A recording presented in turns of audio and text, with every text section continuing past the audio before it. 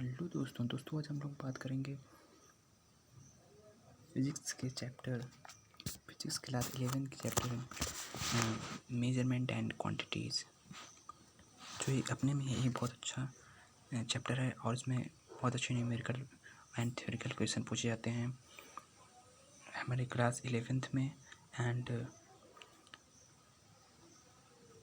Air force and navy में भी। तो दोस्तों हम लोग वीडियो स्टार्ट करने से पहले दोस्तों एक बार आप चैनल को सब्सक्राइब कर दीजिए और बेल आइकन प्रेस को दबा दीजिए जिससे आपको नए नए अपडेट हमारी क्लास के मिलती रहे। और दोस्तों इसमें हम लोग थ्योरी के साथ साथ न्यूमेरिकल का भी हम लोग सॉल्व करेंगे क्वेश्चन जो बहुत ही महत्वपूर्ण होता है। और लगभग दोस्तों ये NCERT लगभग बेस्ड पर हम लोग पढ़ेंगे दोस्तों। तो दोस्तों हम लोग अपना पहला क्वेश्चन स्टार्ट करते हैं और पहला क्वेश्चन ये है कि रॉकेट नोदन का आविष्कार किसने बनाया था, ये किस सिद्धांत पर बेस्ड है, ये किस वैज्ञानिक पद्धति पर बेस्ड है। तो रॉकेट नोदन जो है ये न्यूटन के गति विषयक नियम पर आधारित है और इसमें संवेग और इसमें किस प्रकार का संरक्षण सिद्धांत लागू होता है। तो इसमें दोस्तों संवेग संरक्षण सिद्धांत लागू होता है। और दोस्तों इसमें न्यूटन के थर्ड लॉ पर आधारित है। और दूसरा है वायुयान। दोस्तों वायुयान जो होता है ये बर्नौली के प्रमेय पर आधारित होती है। बर्नौली प्रमेय जिस पे बेस्ड अन्य एग्जाम्पल जैसे आंधी में टीन का उड़ना, गणित्र, गेंद का स्पिन करना, पिंग पोंग की गेंद का वायु में टिका रहना। और थर्ड नंबर पे है दोस्तों जल विद्युत शक्ति। जल विद्युत शक्ति हम लोग देखते हैं कि जल विद्युत शक्ति जैसे एक डैम रहता है, डैम के ऊपर पानी इकट्ठा करके पानी को बहुत तेज़ी गति से नीचे को गिराया जाता है जिससे जो टरबाइन लगी रहती हैं घूमने लगती हैं जिस प्रकार और जिनसे हमें विद्युत प्राप्त होती है। इससे पॉल्यूशन भी नहीं होता है। दोस्तों ये जब हम किसी जल को बहुत ऊंचे स्थान पर रखते हैं तो उसमें गुत्ती स्थितिज ऊर्जा संतुलित हो जाती है, क्योंकि गुत्ती स्थिति ऊर्जा संतुलित हो जाती है और वहाँ काइनेटिक एनर्जी शून्य रहती है। बट जब वह देर एक बार छोड़ा जाता है तो जो गुत्ती स्थिति जो होती है वो काइनेटिक एनर्जी में बदल जाती है, जिस कारण अपने अत्यधिक वेग के कारण और भार के कारण ये टरबाइन की पंखुड़ियों को घुमा देती है, जिस कारण इसका प्रयोग हम लोग विद्युत उत्पादन में करते हैं। कण त्वरित मीन्स साइक्लोट्रॉन। साइक्लोट्रॉन जो होता है ये विद्युत चुंबकीय क्षेत्रों में आवेशित कण की गति आवेशित कणों की गति पर आधारित होता है। साइक्लोट्रॉन में हम लोग पौष्टिक कणों का ही प्रयोग करते हैं। और फिफ्थ नंबर है विद्युत जनित्र। विद्युत जनित्र एक ऐसा उपकरण है जिसके द्वारा हम यांत्रिक ऊर्जा को विद्युत ऊर्जा में बदलते हैं। जैसे हम लोग घर में देखते हैं अपने जो जनरेटर होता है यही विद्युत जनित्र होता है। ये विद्युत चुंबकीय प्रेरण पर आधारित होता है, इलेक्ट्रिक मैग्नेटिक इंडक्शन पर आधारित होता है। ऊष्मा इंजन, हीट इंजन एंड प्रशीतक, रेफ्रिजरेटर ये जो है ऊष्मागतिकी के नियम पर आधारित हैं, थर्मोडायनेमिक्स के प्रिंसिपल्स पर आधारित हैं।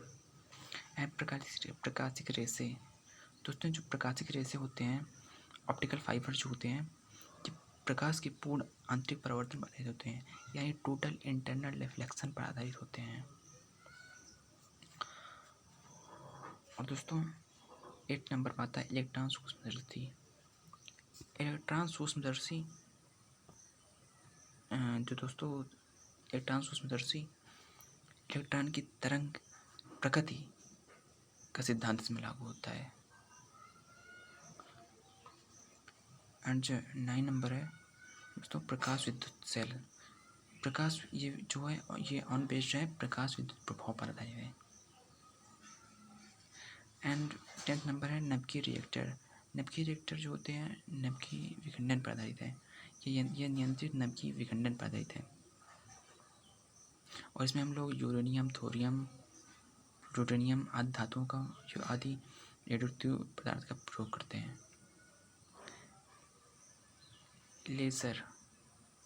लेज़र जो होता है ये विकिरण के उद्दीपन उत्सर्जन द्वारा प्रकाश का प्रवर्धन पर आधारित होता है। और जो कंप्यूटर होता है ये आपके अंकीय तर्क पर आधारित होता है, अंकीय तर्क पर। और दोस्तों जो बेतार टेलीग्राफी होता है, जैसे हमारा मोबाइल फ़ोन, ये बेतार टेलीग्राम मतलब बेतार संचार धन है, तो ये विद्युत चुम्बकीय तरंगों का संचार इसमें होता है। इलेक्ट्रोमैग्नेटिक वेव का इसमें वो होता है, जिसमें माइक्रोवेव जो होती हैं वही। अतिचालकता जो होता है ये ताप के साथ विद्युत प्रतिरोध पर निर्भर करता है, क्योंकि ताप बढ़ाने पर विद्युत प्रतिरोध बढ़ता है जिस कारण अचालकता बढ़ जाती है, और ताप घटाने पर विद्युत प्रतिरोध घटता है, जिस प्रकार अचालकता भी घटती है। लेकिन कुछ ताप पर ये इसका जो होता है ये एक कुचाला की भांति व्यवहार करने लगती है। और 15 नंबर है दोस्तों रेडियो टेलीस्कोप। ये कॉस्मिक रेडियो किरणों का संशोषण पर आधारित है।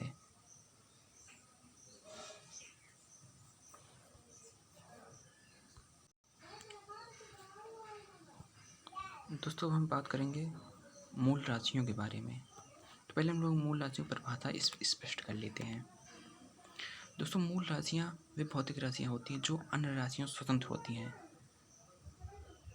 जिन्हें व्यक्त करने के लिए किसी अन्य भौतिक माध्यम की आवश्यकता नहीं होती है। यही मूल राशियाँ कहलाती हैं। क्योंकि लंबाई का मात्रक मीटर होता है, तो मीटर को हम इससे छोटे भाग में और नहीं ला सकते हैं।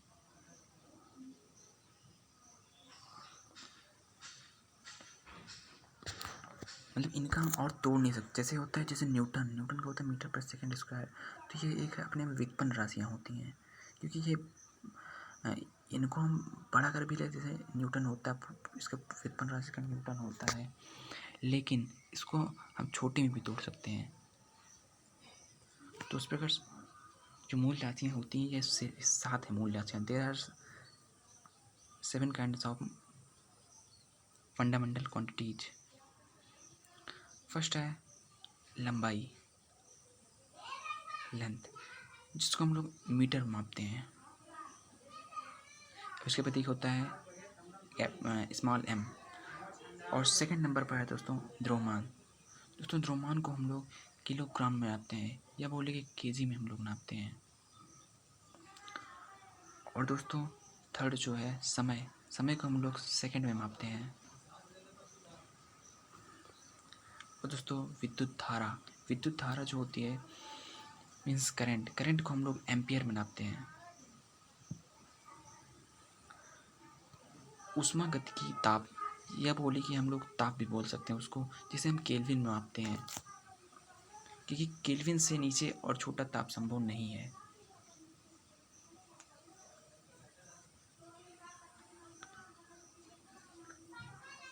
केल्विन से जो इसका छोटा मात्रक संभव नहीं है। और दोस्तों एंड 6 नंबर पर है पदार्थ की मात्रा, जिसे हम लोग मोल में मापते हैं, जिसका संसूचन यह बोले कि प्रतीक जो होता है ये होता है मोल होता है। और दोस्तों जो अंत में आता है 7 नंबर पर ज्योति तीव्रता, जिसे हम कैंडेला मापते हैं, इसे हम लोग CD से लिखते हैं। हाँ तो दोस्तों अब हम लोग बात करेंगे व्युत्पन्न राशियाँ तथा व्युत्पन्न मात्रक के बारे में। दोस्तों व्युत्पन्न राशियाँ वे भौतिक राशियाँ होती हैं जो मूल राशियों की सहायता से प्राप्त की जाती हैं। व्युत्पन्न राशियाँ कहलाती हैं, जैसे क्षेत्रफल हो गया, आयतन हो गया, बल हो गया, दाब हो गया, चाल हो गया। व्युत्पन्न मात्राओं को मूल मात्राओं की सहायता से प्राप्त किया जाता है, क्योंकि बिना मूल मात्रा की सहायता से हम व्युत्पन्न राशि को प्राप्त नहीं कर सकते, क्योंकि जो मूल राशियाँ होती है उसमें छोटा ही मात्रक यही होती हैं, क्योंकि इनसे फिर बड़ा मात्रक बनता है। जैसे व्युत्पन्न, जैसे हम लोग क्षेत्रफल की बात करते हैं, क्षेत्रफल का मात्रक दोस्तों मीटर होता है, मीटर स्क्वायर होता है। और क्योंकि ये क्षेत्रफल हम लोग कहते हैं, लेकिन इसका जो मापन होगा ये मीटर स्क्वायर में इसका मापन होगा। और दोस्तों चाल, चाल का हम लोग कह सकते हैं मीटर प्रति सेकेंड।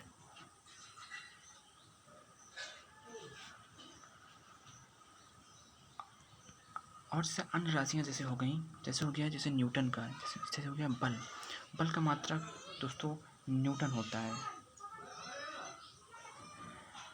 न्यूटन को हम लोग, बल का मात्रक न्यूटन होता है। और न्यूटन के जैसे व्युत्पन्न मात्रक से बात करें तो न्यूटन का जो व्युत्पन्न मात्रक होगा ये हो गया किलोग्राम,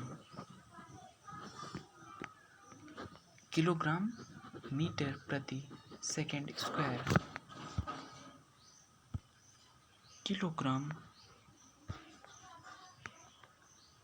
मीटर प्रति सेकेंड स्क्वायर, किलोग्राम मीटर प्रति सेकेंड स्क्वायर, ये इसका व्युत्पन्न मात्रक हो गया दोस्तों। अब दोस्तों अगर हम लोग बात करें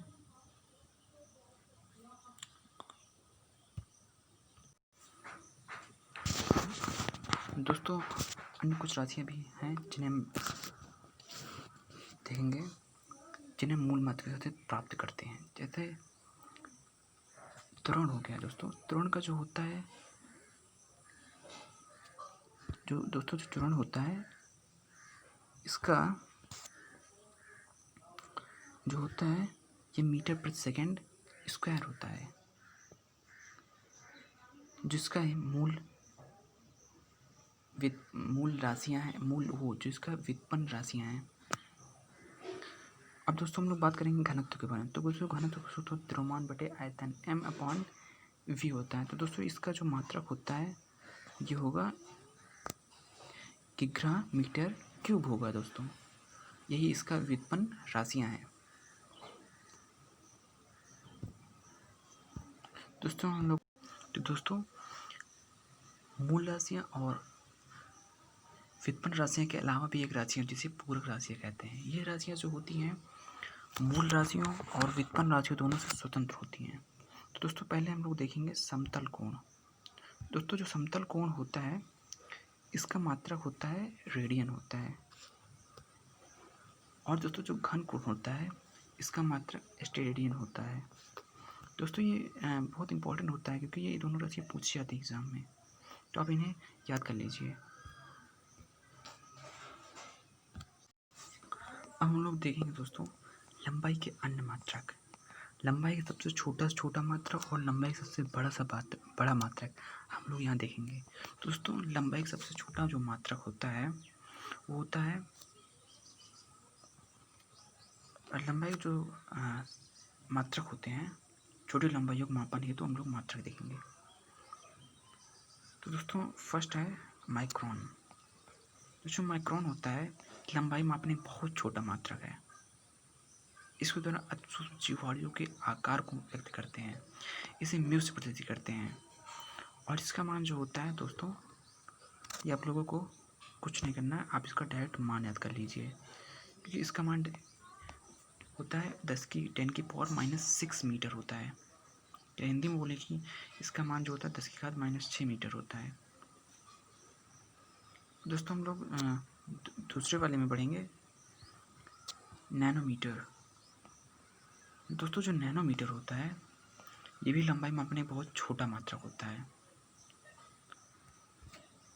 जो ये होता है ये माइक्रोन से 1/1000वां भाग होता है। ये माइक्रोन का 1/1000वां भाग होता है, मतलब ये माइक्रोन से भी छोटा है।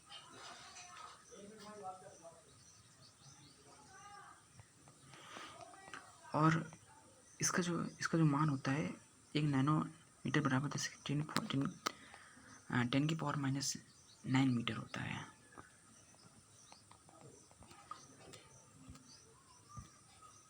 दोस्तों जो यहाँ लिखा है 1 माइक्रोन का 1,000वां भाग, तो दोस्तों हम आपको समझाते हैं इस माध्यम से कि 1 नैनोमीटर बराबर 10⁻⁻6 माइक्रोन, जो होता है माइक्रोन है ये, जो होता है माइक्रोन है अपॉन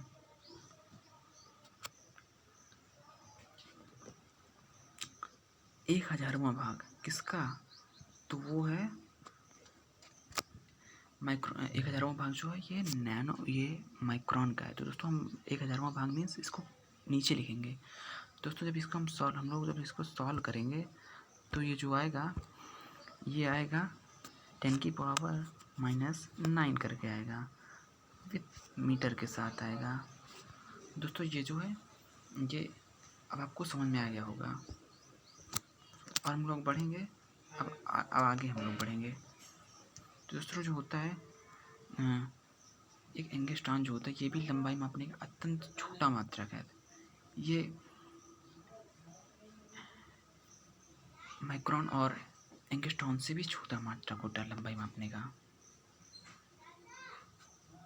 क्योंकि जितना हम माइनस में खाते माइनस चली जाती जाएंगी उतना ही वो छोटा मात्रक होता जाएगा। इसके बाद आपका पीको आएगा। ठीक है दोस्तों, तो दोस्तों हम लोग पहले पढ़ते हैं एंगस्ट्रॉन वगैरह में। ये जो होता है दोस्तों ये एंगस्ट्रॉन 1 माइक्रोन का 10,000वां भाग होता है। जो एंगस्ट्रॉन होता है ये 1 एंगस्ट्रॉन 1 माइक्रोन का 10,000वां भाग 1 मीटर का 10 अरबवां भाग होता है। दोस्तों अगर हम इसको देखें कि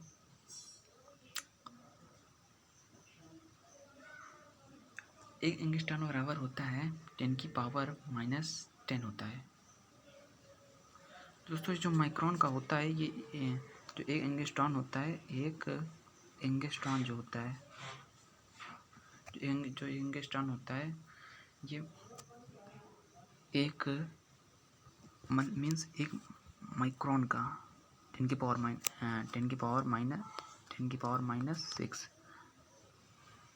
10⁻⁻6 इसका जो ये होता है ये 10,000वां भाग है। और जब हम लोग इसको सॉल्व करेंगे तो दोस्तों ये आएगा 10⁻⁻10 आ जाएगा, भी मीटर में आएगा। लंबाइयाँ मीटर में मापी जाती हैं।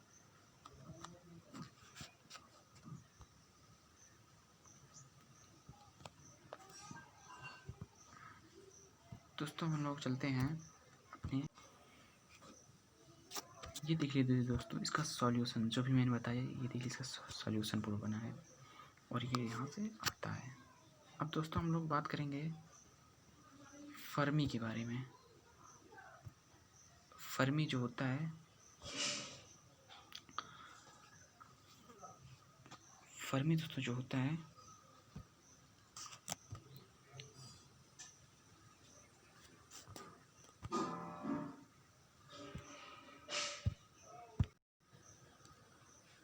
दोस्तों जो फर्मी होता है ये नाभिक का आकार ज्ञात करने में होता है।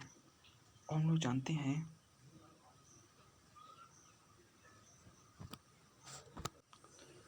कि इसका प्रयोग जो नाभिक का आकार ज्ञात करने में होता है।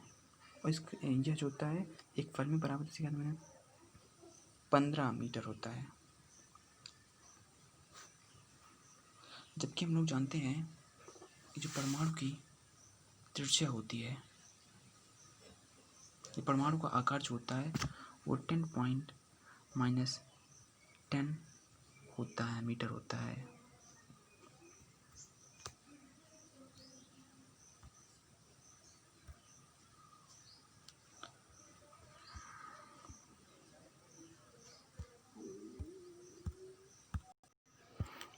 अब दोस्तों हम लोग आगे चलते हुए हम लोग अब लंबाई के सबसे बड़े या क्या है कि बड़े से बड़ी मात्रक देखेंगे। पहले हम लोगों ने लंबाई के सबसे छोटे मात्रक देखे, अब लंबाई के हम लोग दोस्तों जो हमारे लोग का जो फर्स्ट है वो है खगोलीय मात्रक। खगोलीय मात्रक जो होते हैं इनका प्रयोग हम लोग सूर्य के केंद्र से पृथ्वी के केंद्र के मध्य की औसत दूरी एक खगोलीय मात्रक कहलाती है। इसे एजिस से प्रतीत करते हैं और एक खगोलीय मात्रक बराबर जो होता है वो होता है 1.496 इंटू टेन की पावर 11। या हम इसको ये भी कह सकते हैं कि 1.5 इंटू 10 की पावर 11 मीटर। तो दोस्तों ये हुआ। इसके बाद हम लोग आगे बढ़ते हैं और देखते हैं प्रकाश वर्ष। दोस्तों हम लोग देखेंगे प्रकाश वर्ष। तो दोस्तों प्रकाश वर्ष जो है ये भी लंबाई का बहुत बड़ा मात्रक है। इससे आकाशीय पिंडों की दूरियां मापी जाती है, जैसे सूर्य से अन्य ग्रह, नक्षत्र एवं तारों, जैसे सूर्य से मंगल की दूरी, सूर्य से पृथ्वी से सूर्य की दूरी। और दोस्तों एक प्रकाश वर्ष बराबर जो होता है 1 लाइट ईयर स्क्वायर जो होता है वो होता है 9.461 इंटू 10 की पावर 15 मीटर।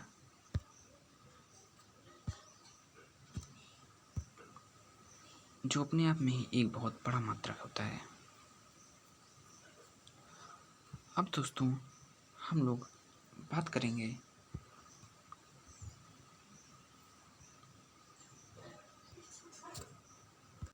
हाँ दोस्तों यहाँ जो नोट में करके लिखा है दोस्तों ये बहुत ही महत्वपूर्ण जानकारी है।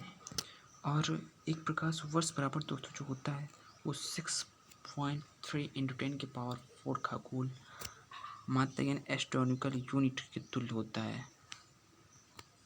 इसको हमारी जो वनडे एग्जाम होता है एयरफोर्स में इसमें बहुत ही मात्रा में बहुत ही ज़्यादा पूछा जाता है। दोस्तों इनको आप याद कर लें।